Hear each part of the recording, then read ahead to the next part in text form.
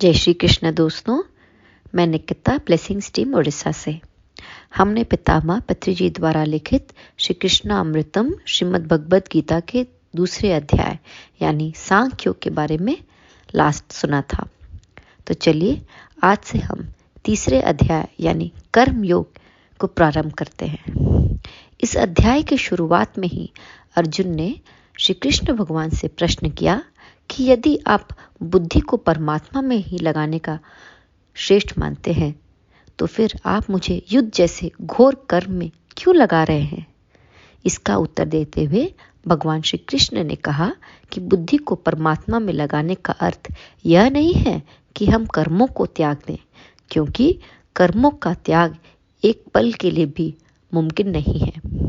मनुष्य हर पल हर क्षण केवल इंद्रियों से ही नहीं बल्कि मन और वाणी से भी कर्म करता रहता है। भगवान कहते हैं कर्म न करने से कर्म करना ही श्रेष्ठ है।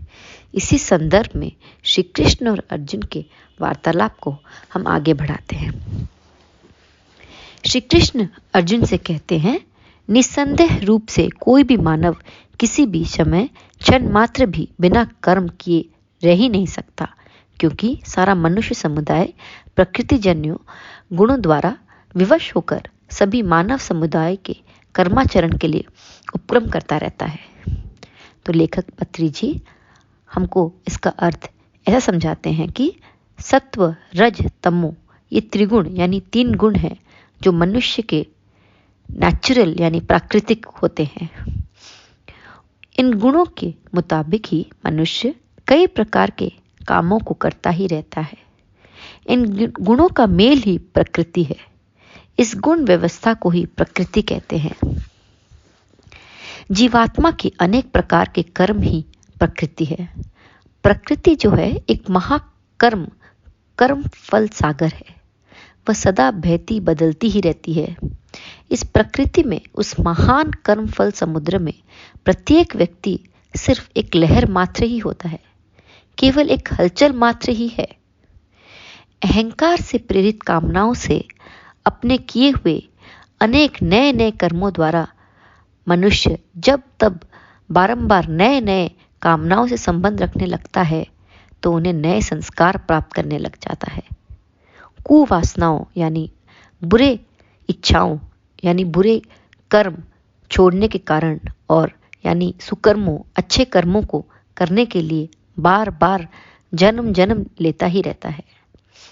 जन्म और मरण के चक्कर में पड़कर पिसते ही रहता है। इसलिए मनुष्य कर्म संजात है। कर्म संजात का मतलब यह है कर्मों में जन्म लिया हुआ है। तो मनुष्य जो है कर्मों में ही जन्म लिया हुआ है। समझदार होने वाला कोई भी मनुष्य जागते समय कोई भी काम किए बिना पल भर भी नहीं रह सकता। शरीर आराम कराते समय भी समझदार व्यक्ति द्वारा सदा कोई न कोई कर्म करते ही रहता है। खाना पीना सोना उठना ये सब कर्म ही तो है। मनुष्य कर्मों के लिए सदा विवश सदा असहाय महसूस करता रहता है, अर्थात वो कर्मों के वश में ही होते हैं। मनुष्य कभी भी कर्म किए बिना रह नहीं सकता। वो कर्म शून्य नहीं हो सकता। कर्म शून्य स्थिति का होना असंभव है। मनुष्य कर्म पूर्ण है यानी कर्म से परिपूर्ण है। अनेक प्रकार के कर्म सदा करता ही रहता है। तो इसका यह मतलब है कि अंतर गुणों का मूल अनंत ब्राह्म्य कर्म ही है। अनंत ब्राह्म्य कर्मों का मूल यानी जड़ है आंतरिक गुण। यही है सबकी परिस्थिति।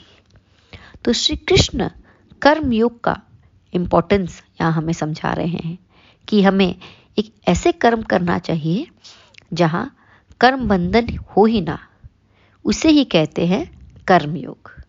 तो दोस्तों आज के लिए इतना ही। धन्यवाद।